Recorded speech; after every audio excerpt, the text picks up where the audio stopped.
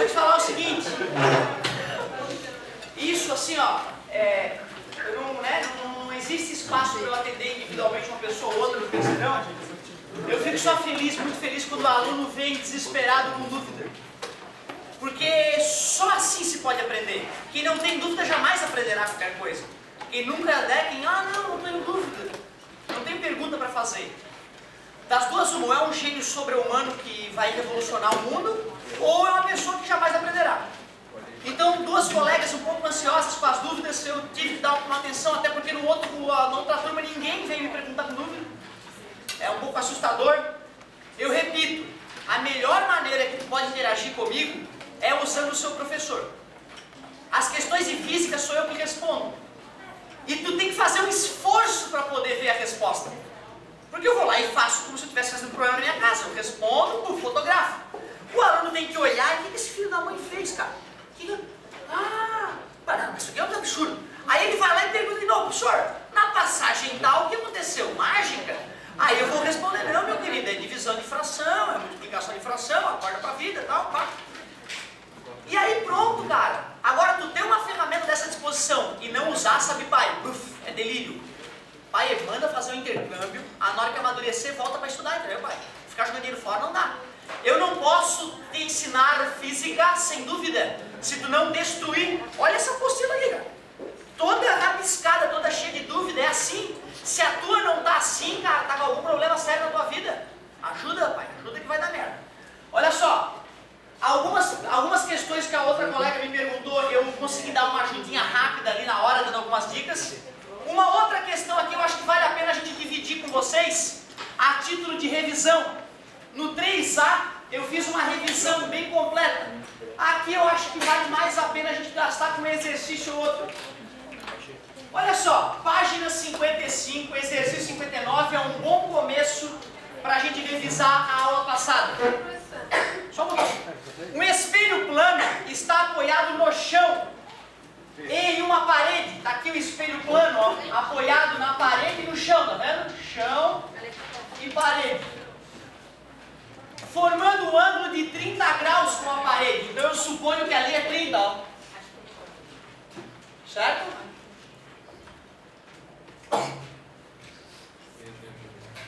Um raio de luz perpendicular ao chão incide no espelho. Então olha só, um raio de luz que é perpendicular ao chão, ó. Concordas que ele é perpendicular ao chão? Incide no espelho. É correto afirmar que o ângulo formado entre o raio de luz refletido e o chão é... E aí, galerinha, como é que eu vou achar o ângulo entre a reta normal ao espelho, o ângulo entre a reta normal ao espelho e o raio incidente? Eu não sei, eu simplesmente foi intuitivo e botei aqui. Pois é, né, cara? Mas é perigoso isso, né? Se o cara pedir pra tu, se for discursiva. A gente sempre tem que pensar no pior. Questão discursiva da UFSC. Assim. E aí? Tem que fazer na munheca, cara. E vocês concordam que é uma questão de geometria básica? A única coisa de física que tem que saber é que o ângulo de incidência é igual ao ângulo de reflexão. Isso é a parte da física. Se tu lembra disso, acabou. Chama o professor de matemática e resolve o teu problema de matemática básica. É porque ele disse que foi um ângulo de 30, daí é por isso que eu acho que... Então vamos ver. Vamos fazer com carinho aqui para ter certeza, né? Deixa eu ver se eu entendi. Olha só. Esse ângulo aqui, ó. Se o espelho tivesse encostado na parede, não ia ter ângulo, né, entre os dois. Como o espelho fez 30 graus com a parede, com certeza aqui abriu um ângulo de 30 graus. Claro, retas paralelas cortadas por uma outra reta são os alternos e internos. São incongruentes. Então tu vê como é importante ter geometria, né? Tu tem que ser o rei daquela brincadeirinha do fundamental, lembra? Ó? Tem que ser o rei dessa história, tem que entender tudo. Se eu te digo ali, aqui é alfa e esse aqui é beta. Se eu te falo os outros ângulos, A, B, C, D, E e F, tens que dizer quanto que o A vale. Se ele vale alfa ou beta. Beta. E o B? Beta. E o D? Alfa. É isso que tens que dominar, né, galera? Então, ó, esse ângulo é igual a esse. Se esse ângulo é 30 graus, quanto é que é o ângulo de incidência?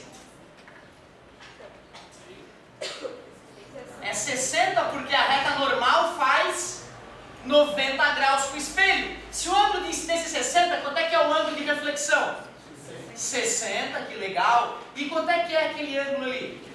30 também, que interessante. Se aqui é 90 e aqui é 30, que ângulo é esse aqui, já que é um triângulo?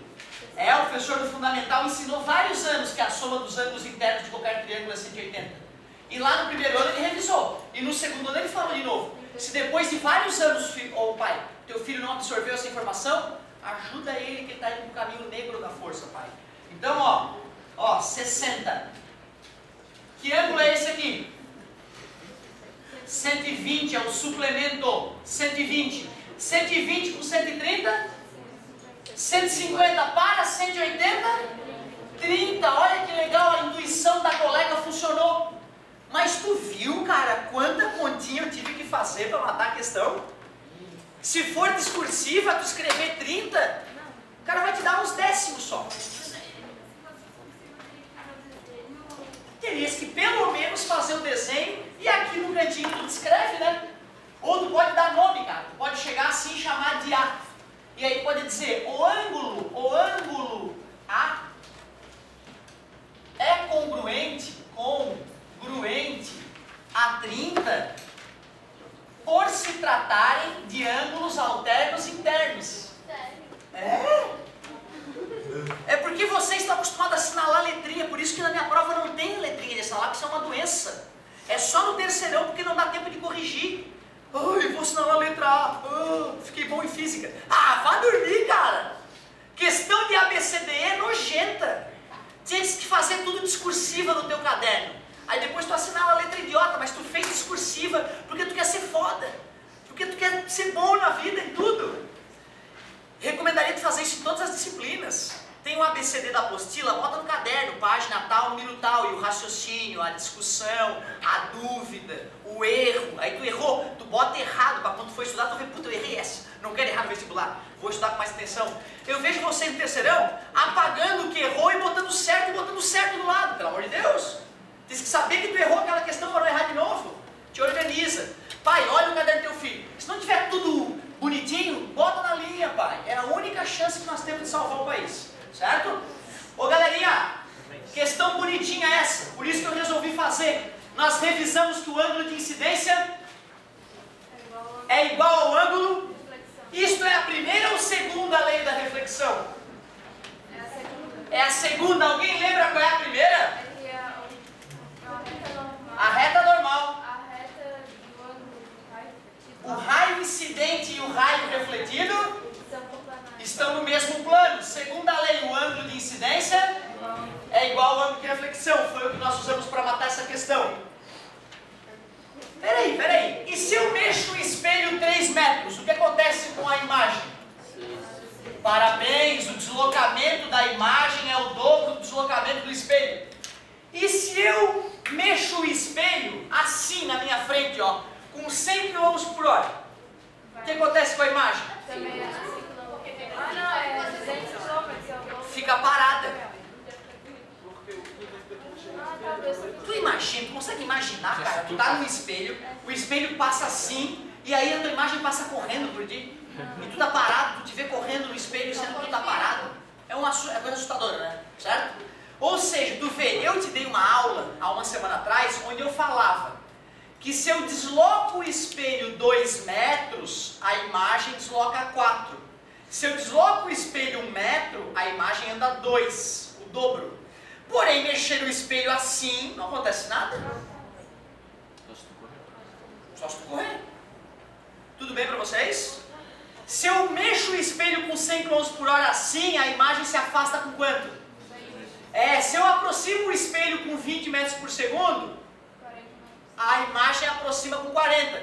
Porém, se eu mexo o espelho na velocidade da luz, assim, ó, não acontece nada. Não acontece nada. Não vai nem ver, né? É isso aí.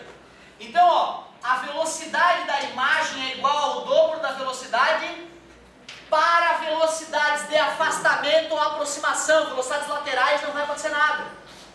E digo mais, pega o espelho e rotaciona 30 graus. O que acontece com os raios refletidos?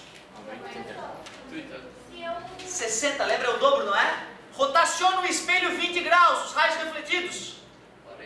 O dobro sempre. O ângulo que os raios rotacionam é o dobro do ângulo que o espelho rotaciona. Foi ou não foi o que nós vimos na última aula de espelho plano? Fala, minha querida. Olha só, você tem um espelho, eu afastei o espelho 40 metros. A imagem foi 20 daí? Se tu te mexe, Não, ou foi o espelho? O espelho. É o dobro, não é metade. Não. Eu coloquei ali, ó. DI igual 2DE. Se eu afastei o de cá, daí o de lá eu divido por 2, é isso? Se, olha só, esse aqui tu já bota o número que o espelho mexeu. Tipo 40. 2 vezes 40, aquele dá 80. Por que você falou 1000 então? Tu tá pensando nisso aqui, ó. Falou 100 vezes, daí ela falou 1000, ficou voltando. Eu fiz 200. Então eu errei. De novo. Eu achei que tivesse dobrado. Fica o dobro do 100 é 1000? Fez 10 vezes mais. Não, Só isso. Mas assim, é que eu não escutei a tua resposta. Eu escutei a resposta da galera aqui e é por isso que de repente eu me confundi. Mas obrigado por termos corrigido. Então olha só. Mexeu o espelho, tu bota o número aqui e tu multiplica ele por 2 para chegar lá. Beleza? Mas hoje eu preciso de algo a mais, cara. A gente, aliás, essa formulazinha nós chegamos a discutir rapidamente também, né? Para que serve essa fórmula? Para que serve essa fórmula? Aí na feira, ver quanto é que vai custar o quilo da batata. Não? Para que serve? Calcular o número de projeções, de imagens. Parabéns, garoto. É para calcular o número de imagens formadas por 2 espelhos planos que tem um certo ângulo alfa entre eles. É isso. E se eu te perguntar o ângulo de 30 graus, quantas imagens? É ridículo, tu bota o 30 lá e faz a conta. Aí quem tá bailarina? Isso. Formou 10 imagens, tu bota 10 ali e acha o ângulo entre os espelhos. Bobo.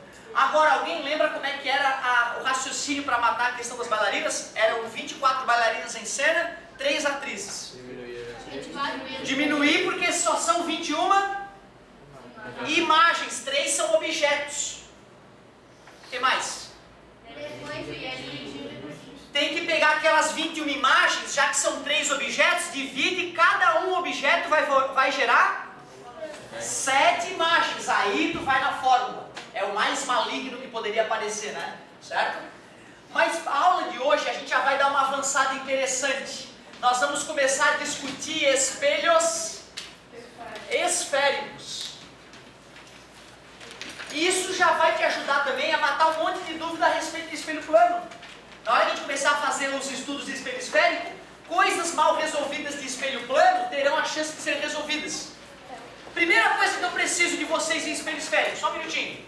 Imagina que eu tenho, ó, essas estruturas aqui, ó. Hoje é dia 28, tá? Obrigado, meu amor. Professor, por que essas fórmulas de espelho plano de representação não tem na mochila? Tem nas fórmulas de espelho plano? Tem na 2? É porque eu estou no volume 2 já, galerinha. Lembra que eu falei na aula passada que eu estava encerrando o volume 1 e migrando para o volume 2? Mas fica tranquilo, pode deixar ela aí que vamos junto aqui, ó. Primeiro, galera, quando eu boto o risquinho aqui, é a parte refletora ou a parte não refletora? Esse é da mulher? Vamos ver. Côncavo ou convexo? É, tu olha a parte espelhada, se tiver cavada, é côncavo. Ó, cavou, côncavo. Certo? Não tem como errar, tu não tem o direito de errar. Olha a parte espelhada. Tá cavada, côncavo. Por que eu faço côncavo virado para um lado e côncavo virado para o outro? Porque eu tô cheio de aluno que acha que se é assim é côncavo, tu vira convexo. Imagina que é assustador, o espelho sofre uma transmutação na hora que tu muda de posição. Não faz sentido, concorda comigo? Essa aqui, qual é a superfície espelhada? Cavada ou não cavada? Não cavei, né? Imagina, tu cava e brota um monte assim na tua frente, não pode, né? Tá na praia, aí vai cavar, aí fica assim, o buraco. Chama um padre, né? Então, ó, não tá cavado, fica convexo. Ó, professor, tá cavado, é côncavo, não viaja, ó, tá escavando a parte de trás do espelho. Tem que te virar para a parte espelhada para funcionar a brincadeira. Não tá cavado, é convexo. Assim eu fiz espelho côncavo virado para um lado, côncavo virado para o outro. Convexo virado para um lado, convexo virado para o outro. Mas imagine que eu tenho um espelho assim, ó. Não tem como O que ele é? Não tem Não como sabe, é os dois? É os dois. Ó, o espelho está na nossa frente. Exatamente, eu digo, é côncavo. É. Cara, tu acredita que eu gastei uns 15 minutos na outra turma pra gente discutir côncavo convexo? Te juro, travou em alguns casos ali, eu tive que primeiro explicar o que era uma superfície côncava convexa, e eu percebi pelo olhar que não conseguiu digerir. Aí recomendei estudar um pouquinho depois, certo? Porque é bem simples isso, né, galera? Mas eu lembro que no meu terceirão eu fiquei confuso. Eu tinha que me esforçar para dizer se era côncavo convexo. E ficava assim ainda, ficava com medo. Até que um dia eu vi, meu Deus, cavo. Eu cavo, fica côncavo. Aí eu fiquei com vergonha. Olha para o espelho, está cavado, côncavo. Não está cavado, não é côncavo. É só isso. Por isso que eu digo que tu não tem o direito de errar. Fala, meu amor. Professora, a colher é aquele caso de baixo. A colher é esse caso de baixo, a concha de feijão, né? É isso aí. Ô galerinha, olha só. Para começar a brincadeira de espelhos esféricos bem, tu tem que dominar os elementos. Olha só como são simples os elementos. Lembrando que esse espelho ainda não dá para definir se é côncavo ou convexo, mas isso não altera os elementos. O primeiro elemento, que é um elemento imaginário, ele não vem com o espelho, tá? É esse eixo, chamado eixo principal.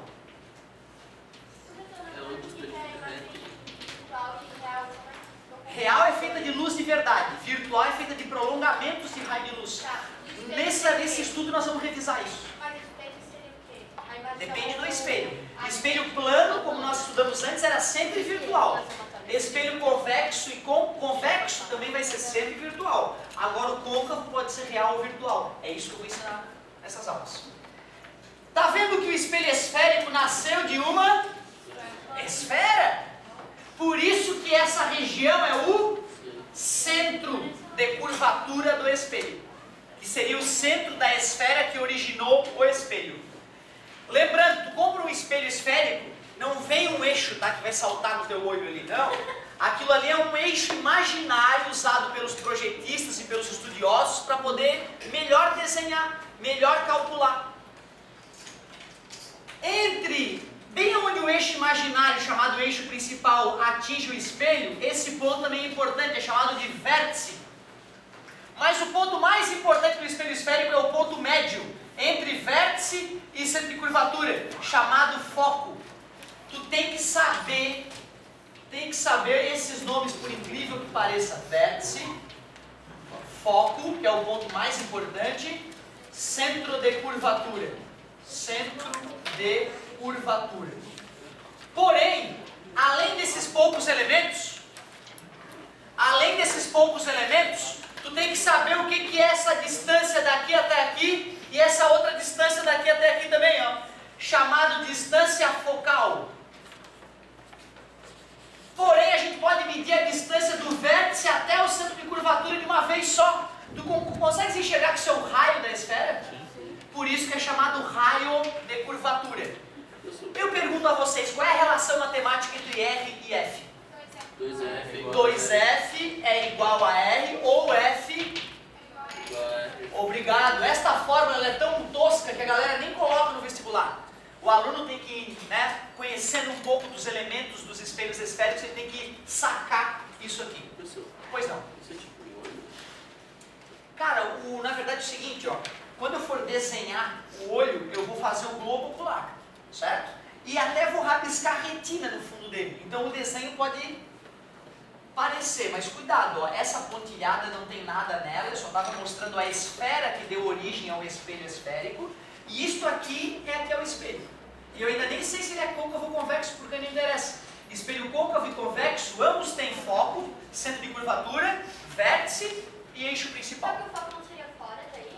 É verdade, bonito isso que tu falou. Quando o espelho for convexo, o foco vai estar na parte escura do espelho, vai ser virtual o foco, olha que interessante. Se o espelho for côncavo, a luz passa pelo centro de curvatura e foco, então eles são centros de curvatura e focos reais. Mas isso é um detalhe que a gente vê depois, por enquanto eu quero os elementos. O segundo passo para a gente poder avançar aqui nos espelhos esféricos, além de conhecer a classificação e os elementos. Pessoal, como é que é o nome daquele F? Isso. Agora cuidado, hein? Este F maiúsculo é foco, eu não dei o nome do F minúsculo, eu não escrevi. Distância focal. O Rzinho, Raio de curvatura. Professor, qual que é a fórmula do raio mesmo? Desculpa, na matemática. Não, na matemática. É π, 2π. Cuidado. Circunferência igual a 2 vezes π vezes r. Área do círculo, πr ao quadrado. Área da superfície esférica, 4πr ao quadrado. Área do volume da esfera, 4/3 de πr ao cubo. São infinitos. Não, o da circunferência, que é o 2πr, o raio, tem contas que eu não vou ter que lá, eu tenho que substituir, né, para conseguir o valor do r. Eu nunca vi questão desse tipo. Mas fica legal, ó, fica interessante. Por que a gente não vê esse tipo de questão? Porque o espelho esférico ele nunca é uma esfera toda. Geralmente é uma calota esférica, já foi cortado. Mas o cara pode pegar um espelho esférico, dizer a circunferência do espelho e exigir que o aluno calcule o raio de curvatura. Seria interessante.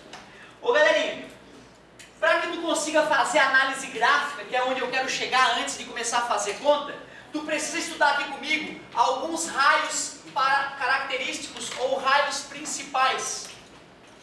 Raios principais ou também chamados de característicos. São raios que tu já estava te acostumando no ano passado a desenhar. Que espelho é esse aqui que eu estou fazendo? Côncavo, centro de curvatura, foco e vértice. Já que o ângulo de incidência é igual ao ângulo de reflexão, todo raio que chega paralelo passa pelo foco. Olha que lembrança boa. Chega paralelo, sai pelo foco. Chega paralelo, só quem repete aprende. Que legal! Reversibilidade dos raios de luz quer dizer que se chega pelo foco, sai paralelo. 2 em 1, hein? 2 raios em um só aqui, ó. Por que acontece isso, galera? Acontece isso pelo seguinte, ó, se eu fosse fazer a reta normal, que estaria no centro de curvatura, o ângulo de incidência tem que ser igual ao ângulo de reflexão. O meu professor, quando me ensinou que chega paralelo, sai pelo foco, ele não me explicou por quê. Eu achava que o foco era mágico. Aí depois é que eu vi, meu Deus, é só a lei da reflexão sendo obedecida. É óbvio que tem que passar pelo foco. O raio que atinge o vértice, ele sai com o mesmo... Todos saem com o mesmo ângulo, né, cara? Só que esse é bom de desenhar, ó, porque tu usa o próprio eixo principal para duplicar a distância e fazer o ângulo de incidência igual ao ângulo de reflexão. Chega no vértice, sai com o mesmo ângulo. Chega no... sai com... Obrigado. É só lembrar que tem bissetriz no meio de cada um deles. Beleza. É só perceber quem é essa bissetriz, quem é a reta normal. Última possibilidade. O raio que chega pelo centro de curvatura, usa a intuição, ó. Imagina que se fosse um espelho plano, como é que ia voltar o raio? Por ele mesmo. Porque a reta normal está no centro de curvatura, lembra que eu disse? A reta normal está ali mesmo.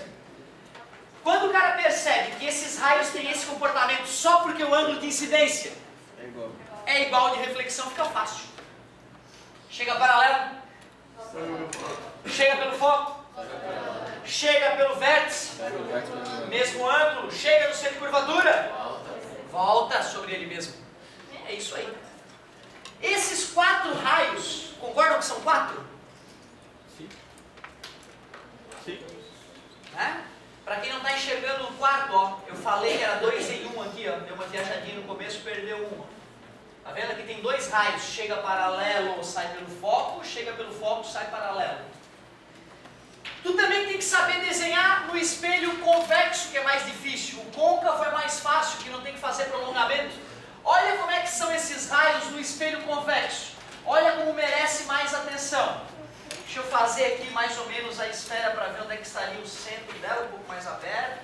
Bem na metade é o foco, ali é o vértice. Deixa eu ver. Chega paralelo. Só que o raio não pode penetrar no foco, é um espelho. Faz o prolongamento e reflete na direção do prolongamento. Observa que aqui estaria a reta normal, né? Olha como o ângulo de incidência é igual ao de reflexão, olha como é honesto isso. O raio que atinge o vértice... Vai também mais ou menos embaixo. Isso mesmo, a distância embaixo sai com o mesmo ângulo, é um raio muito bom de desenhar. E o último raio, só um minutinho, aliás, penúltimo raio, o raio que chegaria pelo centro de curvatura vai bater em cheio no espelho, ângulo de incidência 0, ângulo de reflexão 0. É isso aí. Tá faltando um, qual? Chega paralelo, sai pelo foco, então se chegar de forma que o prolongamento passaria pelo foco, ele emerge paralelo ao espelho. Ah, professor, me falaram que para fazer os desenhos eu só preciso conhecer 2 desses 4 raios característicos, é verdade.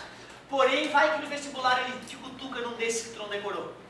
Então tu tem que saber o 4, tem que saber os 4 raios. Chega paralelo, chega pelo foco, atinge o vértice, mesmo ângulo, chega pelo centro de curvatura, volta sobre ele mesmo, é o mínimo. Pai, tem gente que não está repetindo, hein, pai?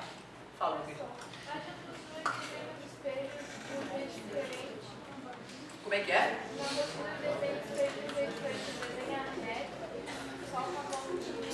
Olha só que interessante, olha só que interessante.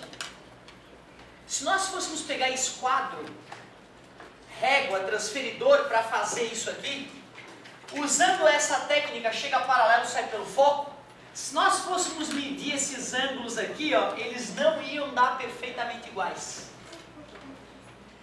O que nós estamos fazendo aqui no ensino médio é uma aproximação da verdade. Para que estas regras que eu estou empurrando boca abaixo funcionem, tem algumas condições importantes a serem respeitadas. Uma das condições é: o ângulo de abertura do espelho deve ser menor que 10 graus. Então olha só, o que eu estou falando agora, eu não falei por 3A ainda, por 3A, é isso? Condições de nitidez de Gauss. Gauss é um matemático alemão que desenvolveu a matemática para compreender os fatos verificados diante de espelhos esféricos. Ele fez um estudo todo massa lá e mostrou, ó, tá aqui o porquê que a pessoa fica pequenininha quando estiver diante de um espelho, porquê que fica maior, porquê que fica de cabeça para baixo. Ele mostrou lá a geometria e a matemática para calcular tudo isso. Só que quando ele fez o estudo dele, ele percebeu que se não fossem respeitadas algumas condições, a imagem não se formaria. Uma das condições é ângulo de abertura do espelho menor ou igual a 10 graus. O que é o ângulo de abertura do espelho? É tu pegar o centro de curvatura dele e traçar retas até a extremidade do espelho. Ó. Isso aqui não pode passar de 10 graus. Se tu for olhar o meu desenho, meu Deus! Se tu fizer um espelho desse e for brincar, vai ficar nojenta a imagem, vai ficar toda torta, toda deturpada, toda maluca. Agora tu imagina se eu fosse fazer um desenho para vocês num espelho desse tamanho. Outra, se eu quisesse fazer um espelho assim, ó, meu Deus, olha só onde é que teria que estar. Aqui já passou de 10 graus, meu Deus, eu vou ter que fazer lá. Então eu vou ter que usar o quadro todo e talvez eu não consiga obedecer às condições. Por isso que na hora que a gente vai fazer um desenho, a gente às vezes exagera para o cara poder enxergar. Por que 10 graus? Porque experimentalmente ele percebia que com 12 graus ele ia fazer o estudo, a cara dele já não aparecia no espelho bonito, ficava borrada. 10 graus é o mínimo para a imagem ficar perfeitinha, bonitinha, para os cálculos fecharem. Porque se eu diminuir ainda mais, o espelho vai ficar mais próximo de um espelho plano. Ou seja, o espelho ser muito curvo, rebenta tudo. Quanto mais próximo de um espelho plano, melhor a qualidade da imagem. E aí uma maneira de medir essa curvatura é através do ângulo de abertura. Outra coisa, outra condição de nitidez de Gauss, além de alfa menor ou igual a 10 graus. Os raios que chegam no espelho têm que ser paraxiais. Raios paraxiais. O que tu acha que são raios paraxiais? Para lembra o quê? Paralelo. Axis. É eixo. Axis é eixo. Tá beleza? Então paraxial o que é? Paralelo ao eixo. Ou seja, se tu pegar um espelho esférico, mesmo que seja bom, e fosse olhar assim, ó, com uma inclinação grande da luz batendo nele, não vai funcionar, tem que te olhar bem de frente para funcionar. Se eu quiser olhar a moça e botar o espelho assim para a luz dela bater aqui e vir para o meu olho, vai ficar tudo torto. Beleza? Exatamente, eu tenho que olhar de frente, os raios que batem em volta do espelho tem que ser praticamente paralelos ao eixo para poder funcionar bem essa teoria. Beleza? Então a apostila, na hora que ela desenha, a colega falou que a apostila está desenhando o espelho esférico assim, ó. É, porque quando eu faço um desenho reto, é muito maior a chance de os meus desenhos aqui não ficarem, pelo mesmo motivo da luz, não sair o raio tortinho. Beleza? Boa observação. Tu viu que detalhista, cara? Ela não se conformou, eu fiz tortinho e a apostila estava reta. Tem que reclamar, tem que falar, é importante, está reto aqui, o teu está torto. Isso é fundamental, enriquece a aula. Se ela não tivesse comentado isso, eu teria esquecido de comentar as condições de nitidez de Gauss. Claro que eu faria isso em algum momento, antes de fechar a apostila 2 de repente, mas por que não o primeiro contato? Aí na próxima vez eu repito mais uma vez as condições de nitidez de Gauss. O vermelho ele não vai ser prolongado pelo outro lado do converso. Não precisou, eu até poderia, mas não teria utilidade de prolongar ele. Certo? Por que eu tive que prolongar esse? Porque eu não sabia se ele realmente passou pelo foco. Aí eu prolonguei para ver se ele estava passando pelo foco, para garantir que ele ia emergir paralelo. Se não passasse pelo foco, eu não poderia garantir para onde aquele raio vai. Ó, galerinha, essa tua pergunta é interessante para o cara entender a filosofia de estar estudando isso. Pô, professor, primeiro tu me ensina que tem infinitos raios. Agora tu quer que eu decore 4 dos infinitos? Isso? Porque sabendo esses 4, tu consegue desenhar. Se tu não souber esses 4, tu fica perdido. Qual raio que eu vou usar dos infinitos? Outra, se tu tivesse esquadro, transferidor, tu poderia usar qualquer raio. Tu mediria o ângulo na hora e faria o ângulo de incidência igual ao ângulo de... A gente decora esses 4 raios para não precisar de esquadro, transferidor para fazer o desenho. Assim, quando eu for fazer os desenhos futuramente, dá uma olhada, ó. Dá uma olhada. Sendo de curvatura, vou botar um objeto aqui, ó. Vou botar um objeto. Putz, saem infinitos raios da cabeça do objeto. Ô pai, qual que eu vou usar? O que chega paralelo, sem usar transferidor, régua nem nada. Qual outro? Qual outro? Até um ponto vértice. Chega no vértice, usa o macete da sinuca. O cara que joga sinuca ele faz isso toda hora. O cara que joga sinuca, para ele detonar os colegas, ele tem que tirar as medidas dele e saber que o ângulo de incidência é igual ao ângulo de reflexão. Aí o colega sinucou ele, né? Ele consegue bater na tabela e acertar a bola.